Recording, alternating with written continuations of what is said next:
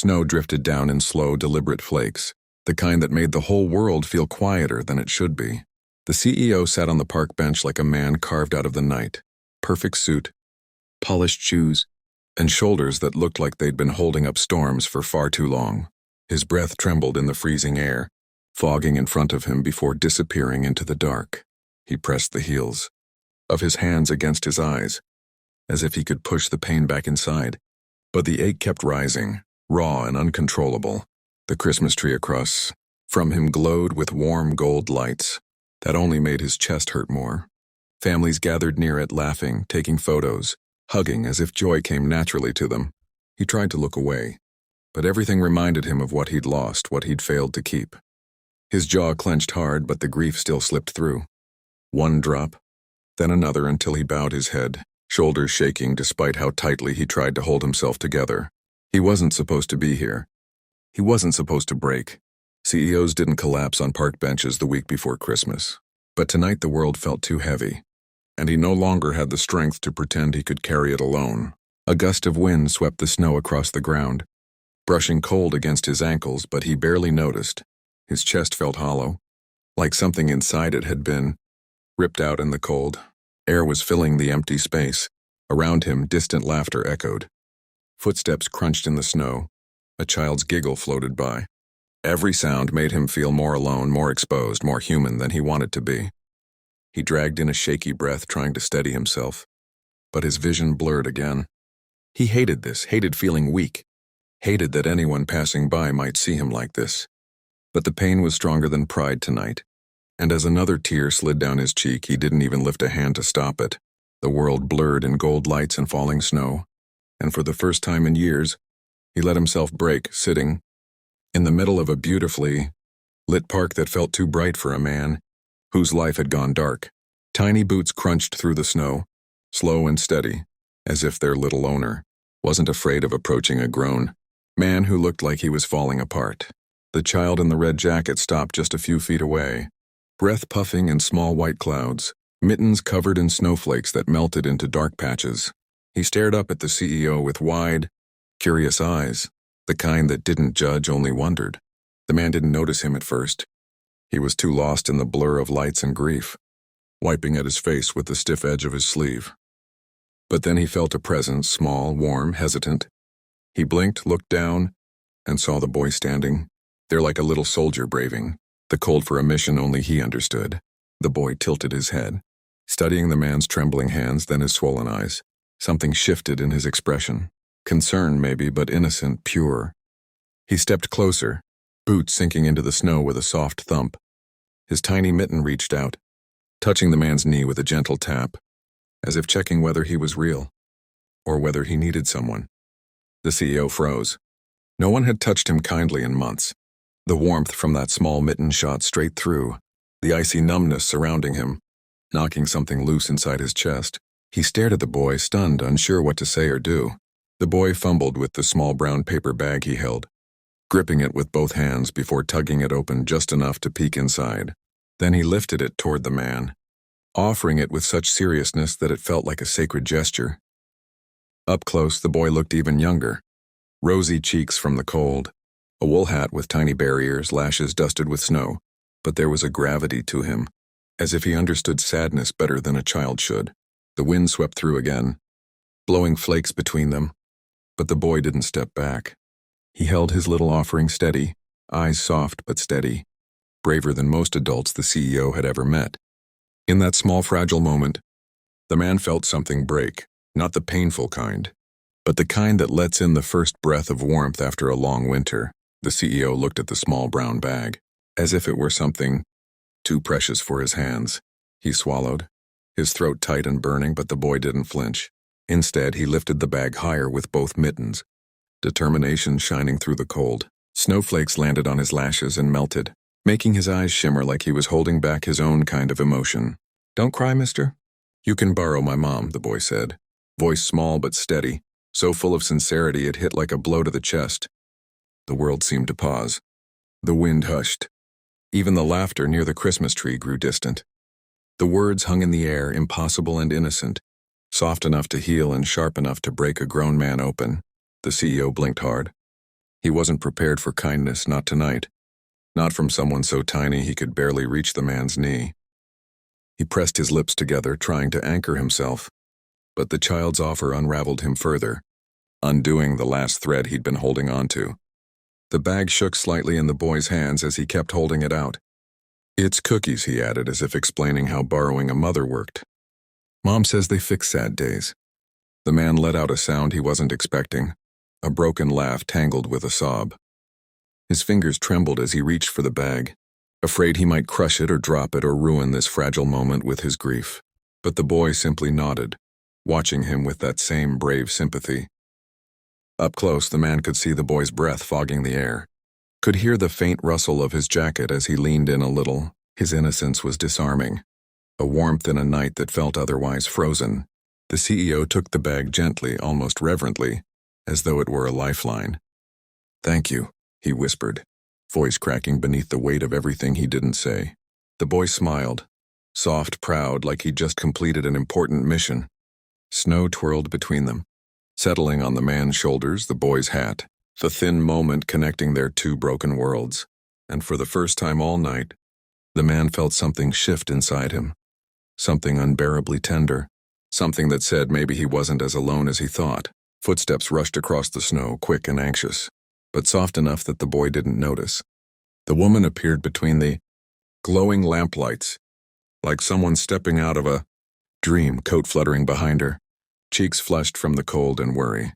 The moment she spotted her son standing before a grown man in a suit, her breath caught in her throat.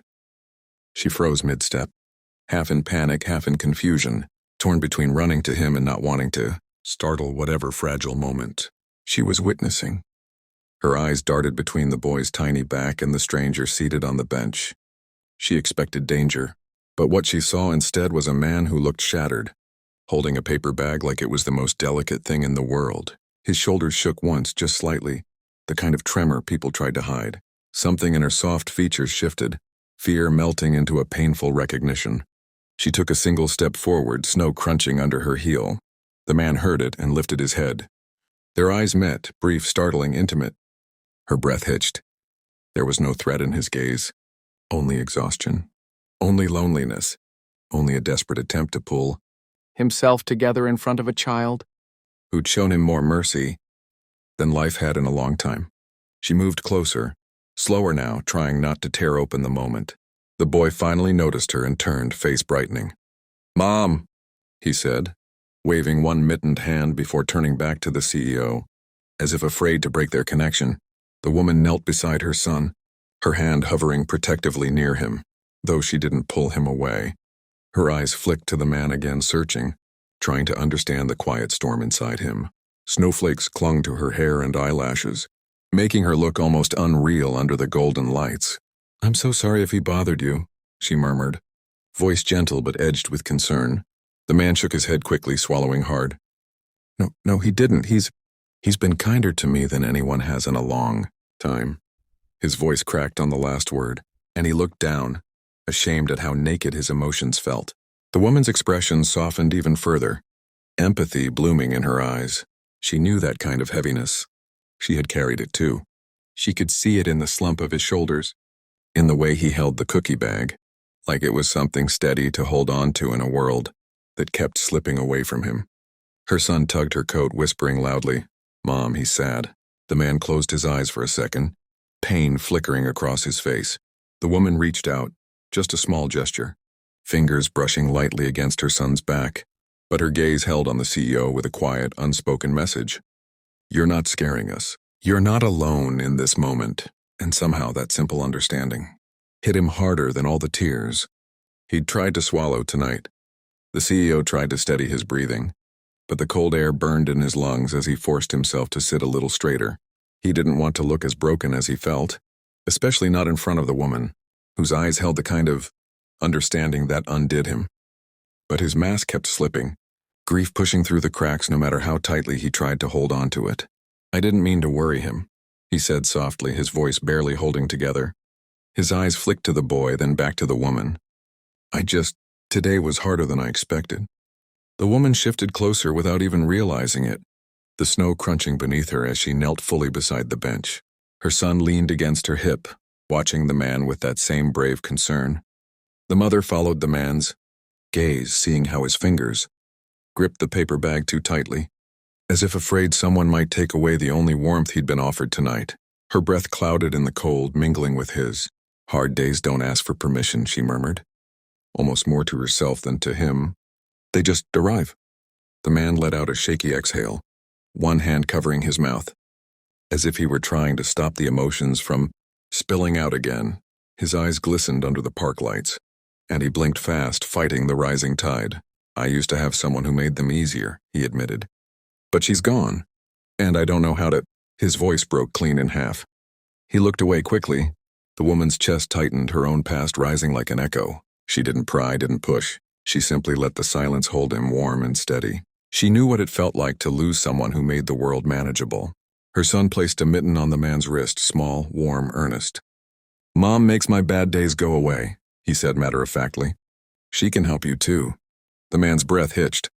The innocence of it struck him like a punch, soft but overwhelming. He stared at the boy's tiny hand resting against his skin. The first comforting touch he'd felt in months. His eyes stung again, but this time it wasn't only pain. It was something gentler, something he didn't dare name yet. The woman's eyes softened even more, her voice a whisper carried by snowy air. "He means it. He's a stubborn one." The child straightened proudly, and the CEO almost laughed, almost. A faint, broken smile lifted at the corner of his mouth before falling again. "You're both very kind," he said, looking between them with disbelief, as if he didn't understand why two strangers would care. The woman met his gaze, and for a moment it felt like the world narrowed to just the three of them beneath the glowing tree. Some people don't need your story to offer compassion. Some people just see the hurt, and they show up anyway. The wind swept a fresh wave of snow across the ground, swirling around their feet like the night was listening in. The CEO lowered his gaze, staring at the small tracks the boy's boots had made in the powder. He didn't trust his voice anymore. He didn't trust that if he tried to speak, he wouldn't completely fall apart in front of them. The mother rose just enough to sit beside him on the bench, leaving a few inches of space between them, but those inches felt charged. Careful, protective. She didn't touch him, didn't offer empty reassurance. She simply let her presence be there, steady and real in a world that suddenly felt unbearable. Her son climbed onto the bench on the man's other side, legs dangling, swinging gently. The little boy leaned forward, eyes still studying the CEO with that strange, innocent wisdom that cut through the quiet. The man could feel the warmth of the child's small body next to him, a contrast to the cold metal of the bench beneath them. "I saw you crying," the boy whispered, as if confessing a secret. "My teacher says people cry when their hearts hurt." The CEO inhaled sharply, chest tight. He nodded because he couldn't trust himself with words. The child nodded back, as if they had just exchanged something important, an agreement, a truth. The woman watched them, her throat tightening. She had seen grief before, but this was someone who'd been carrying it alone for too long. She could see the exhaustion buried under his expensive suit, the kind of loneliness that didn't come from being isolated, but from being surrounded by people who only wanted something from him. She spoke softly, carefully, like stepping through a dark room with a candle. "You don't need to explain anything," she murmured.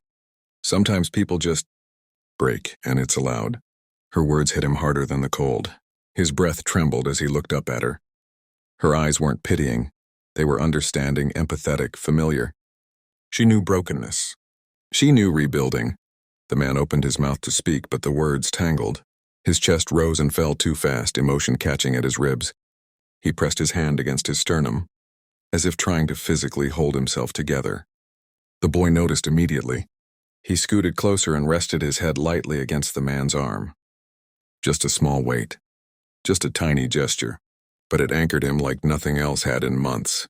The CEO let out a jagged exhale, the kind that released something he'd been suffocating under. His eyes burned again, but he didn't look away this time. He didn't hide. Not from them. The woman watched the boy lean his head on the stranger and felt something warm unfold in her chest, a tenderness, mixed with worry, mixed with hope. Snowflakes drifted down across their shoulders, settling in their hair, and for a moment, under the soft glow of the park lights, it looked like the night was trying to wrap them. all in the same blanket of fragile peace. He whispered, barely audible, "I didn't think anyone would notice." The woman replied just as quietly, "Sometimes the right people do." And the man felt, for the first time in a long time, that maybe his grief wasn't something he had to drown in alone.